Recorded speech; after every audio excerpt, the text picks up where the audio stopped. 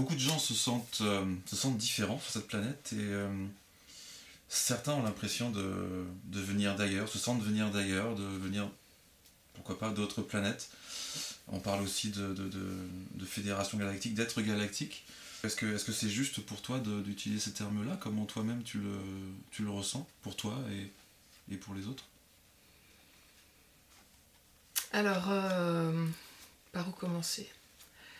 Il y a différentes choses entre le ressenti d'être d'une autre galaxie, ça peut se manifester de différentes façons. Il y a ce qu'on appelle les starseeds, les poussières d'étoiles, qu'on est tous en fait. On est tous issus du cosmos, on est tous... notre essence vient du cosmos, donc on n'est pas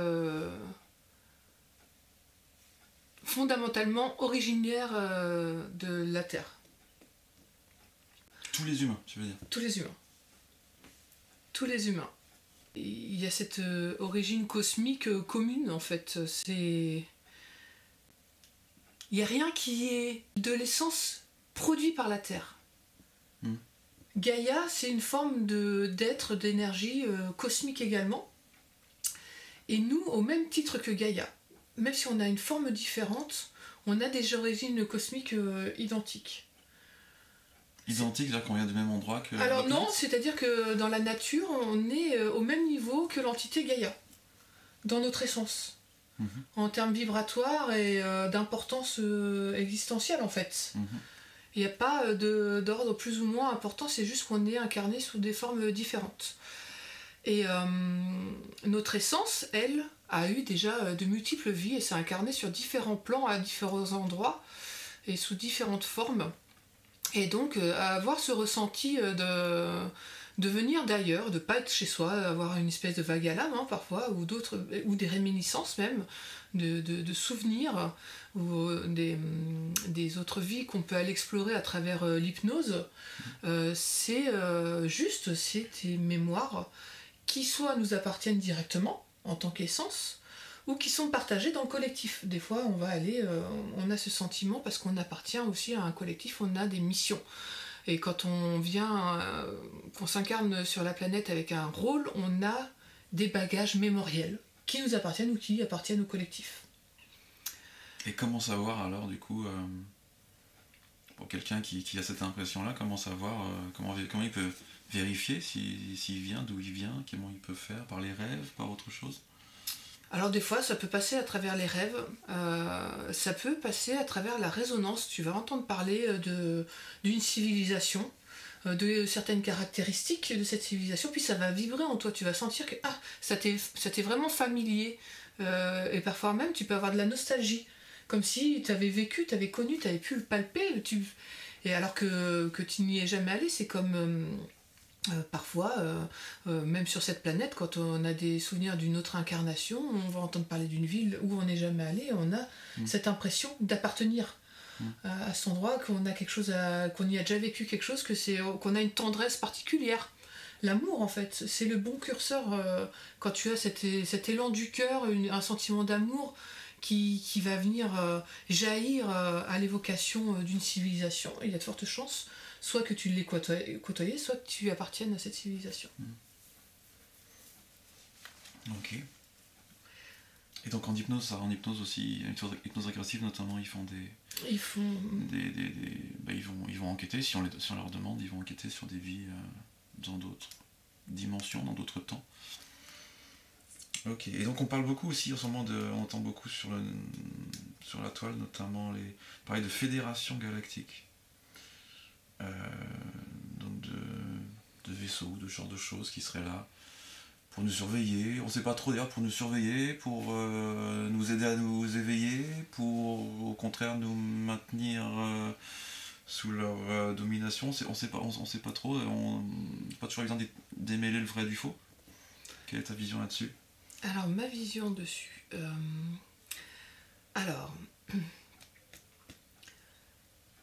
il y a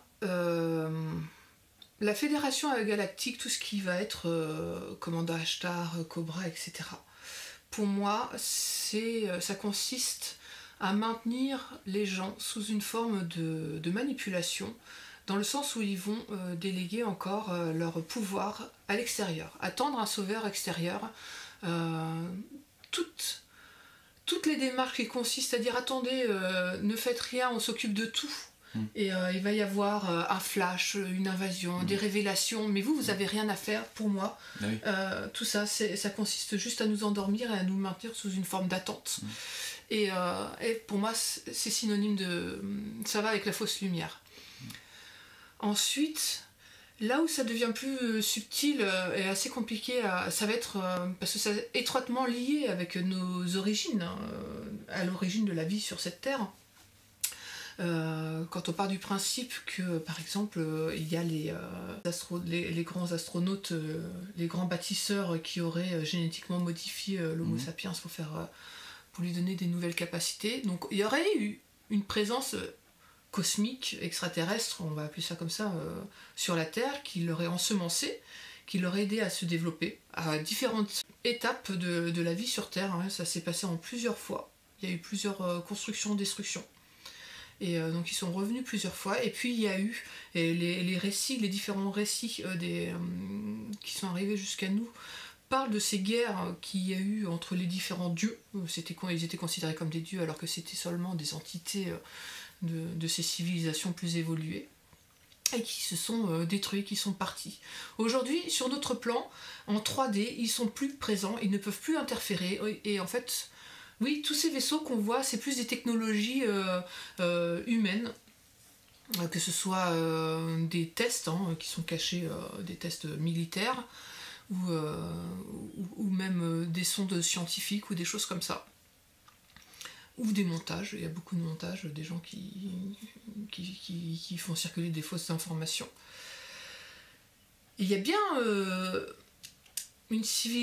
d'autres civilisations sur d'autres plans, qui ne peuvent pas venir débarquer comme ça sur cette terre et vivre dans notre monde matériel et interagir. C'est comme le sombre en fait, ils ne peuvent pas s'incarner et c'est pour ça qu'ils se battent pour avoir le contrôle de l'homme, pour pouvoir un contrôle d'influence, pour pouvoir exercer leur volonté dans la matière.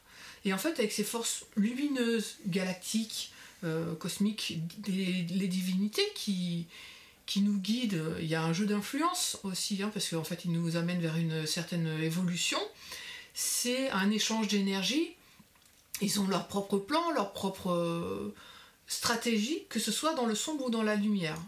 On ne parle pas de la source. Là, on parle vraiment. Là, c'est pas la source.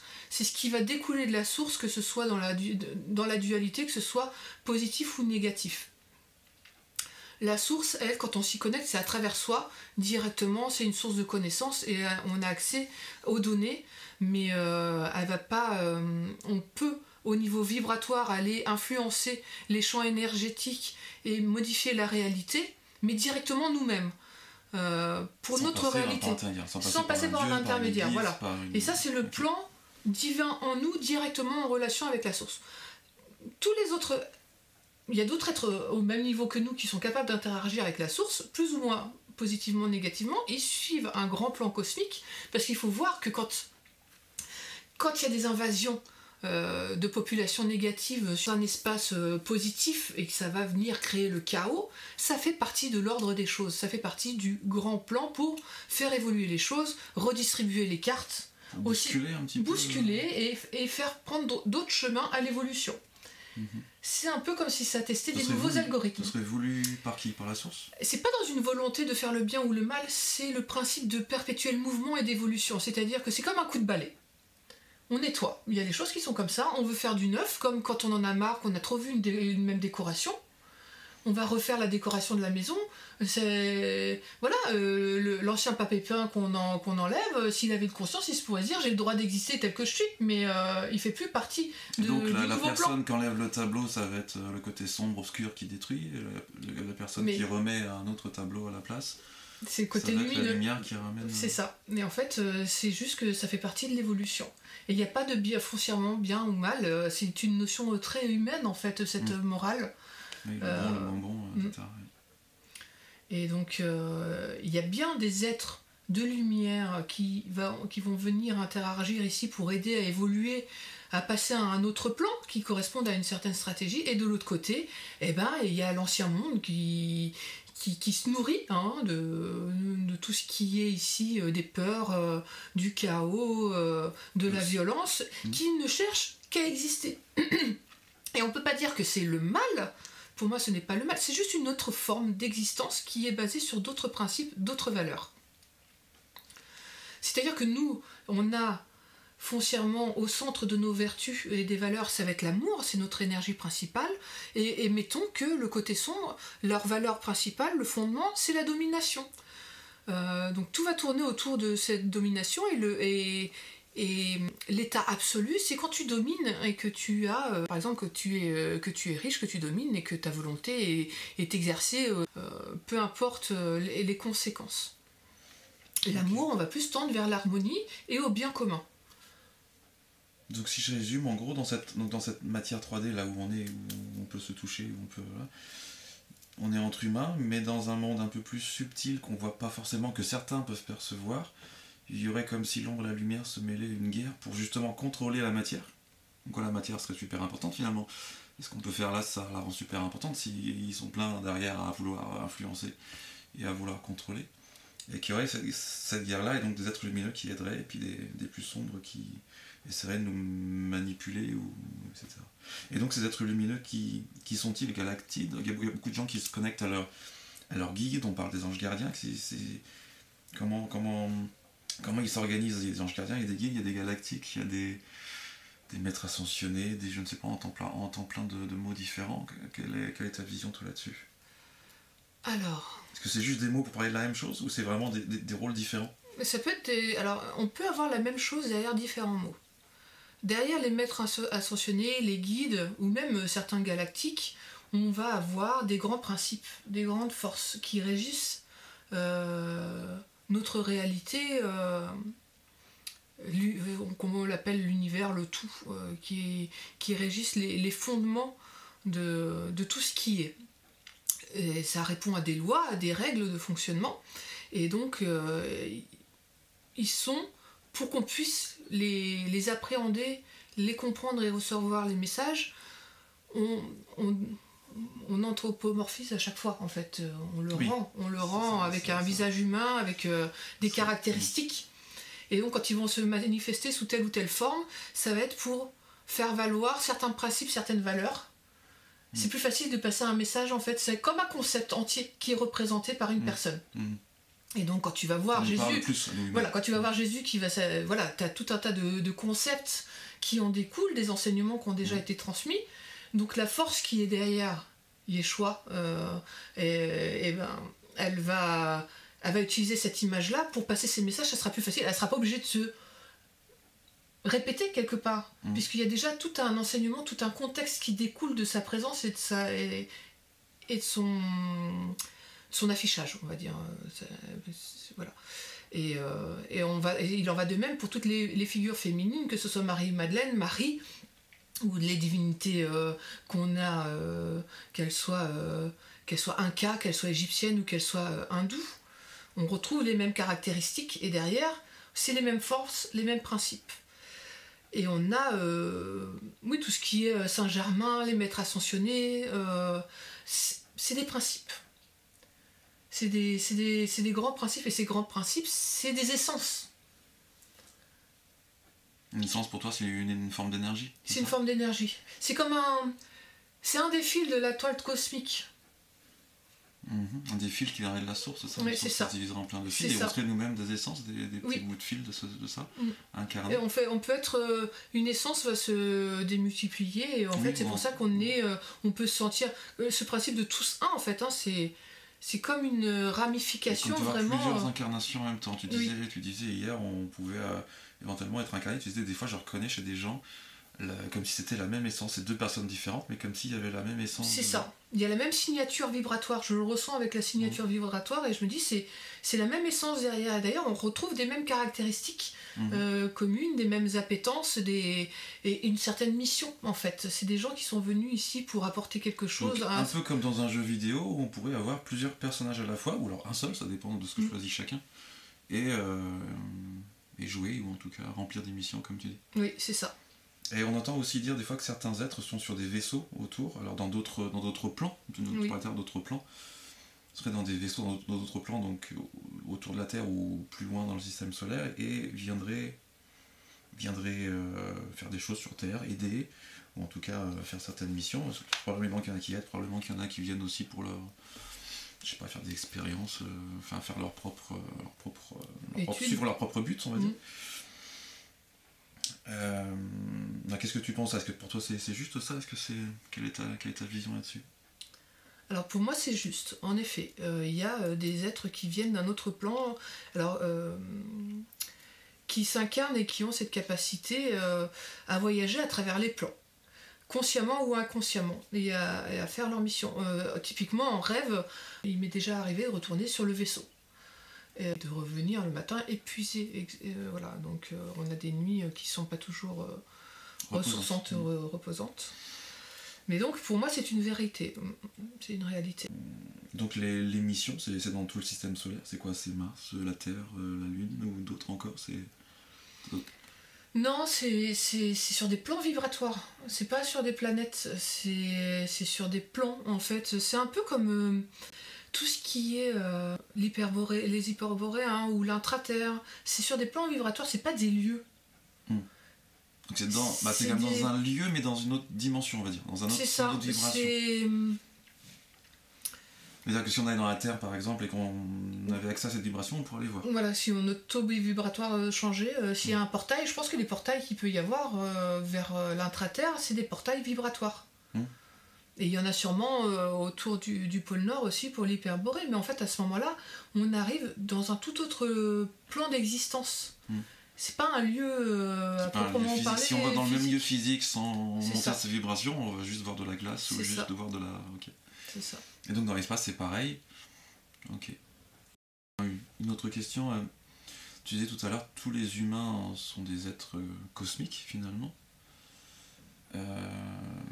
On a dit aussi que certains étaient notamment en ce moment venus sur des vaisseaux, étaient incarnés à la fois sur des vaisseaux, c'est ça, et sur la Terre, et pouvaient avoir des missions particulières à remplir. Donc ça me fait penser évidemment à la vague de volontaires de Dolores Cannon, avec effectivement cet appel qu'il y a eu et ces volontaires qui sont venus. Du coup, est-ce que... ça veut dire qu'il y aurait des humains qui sont là depuis peu de temps, qui sont venus parce qu'il y a eu un appel, qui sont là depuis peut-être une vie, et il y aurait des humains qui seraient là depuis évidemment beaucoup plus longtemps, qui eux seraient venus à un moment beaucoup plus ancien, et du coup qui feraient quoi? Qui se réincarneraient à chaque fois, qui recommenceraient, comment ça se passe pour ceux qui ne feraient pas partie de la vague de volontaires et qui seraient pas sur les vaisseaux, tu vois? Oui. J'imagine qu'il y a plusieurs possibilités, j'imagine. Oui.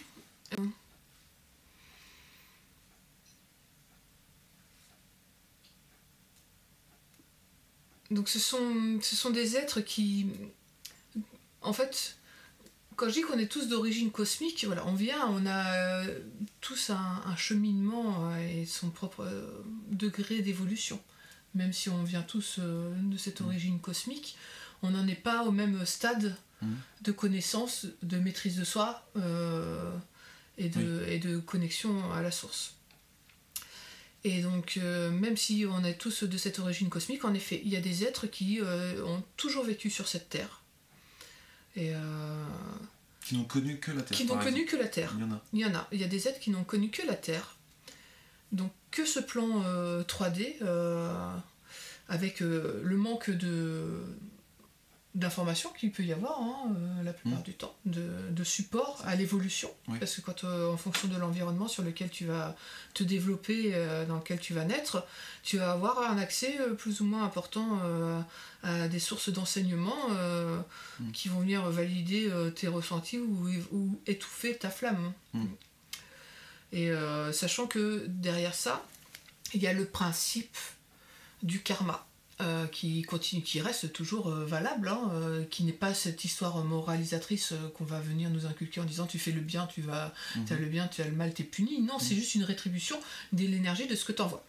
Donc quand tu ne peux pas expérimenter des choses qui vont te faire évoluer, tu vas stagner. Tu vas évoluer très doucement. Et sachant qu'à un moment, la chape sur la Terre était vraiment très très importante. C'est-à-dire avoir des vies qui se ressemblent de vie en vie où tu vas très peu évoluer. Tu vas reproduire tout ce qui a été fait. Si tu es dans une communauté qui n'est pas spirituelle, et que autour de toi, tu n'as pas d'être spirituel, tu n'as pas une mission particulière, tu es juste là pour expérimenter la vie. Voilà, voir... Mais la vie, ça peut être très spirituel parfois. Mais oui, mais en fait, il y a aussi, dans l'algorithme, il y a aussi qu'est-ce qui se passe pour un être en dehors de toute spiritualité, comment il va se développer. Il y a aussi ces tests-là, cette expérience-là. Et donc il y a des gens qui sont là depuis le début et qui n'ont pas accès, ils font de par leur nature et la mission qu'ils ont à faire, c'est pour voir en combien de temps et comment ils résisteront à ce stade de l'existence là où la Terre va ascensionner, comment ça se passe pour eux aussi. Comme une expérience. Comme s'il y avait besoin de différents profils pour voir comment ça se passe. C'est le but de notre vie. On est expérience. C'est la source qui s'expérimente à travers toute existence. Et en fait, à travers nous, nos mémoires, nos ressentis, nos sentiments, nos compréhensions, elle s'expérimente et elle affine son programme, pour le simplifier en fait, et elle va mettre en place des différentes conditions qui vont se manifester autour de nous pour répondre si on vibre au haut. C'est le principe de cette théorie de la loi de l'attraction. Ah oui. C'est le principe de la loi de l'attraction. On attire ce qu'on vibre. Donc quand on est convaincu de quelque chose, ça se produit autour de soi parce qu'en fait ça répond à l'expérience. Quand tu dis j'ai chaud, bah la chaud met en place les conditions. Enfin voilà, oui, on est créateur. On est créateur, mais à travers la source. Parce qu'on est connecté à la matrice.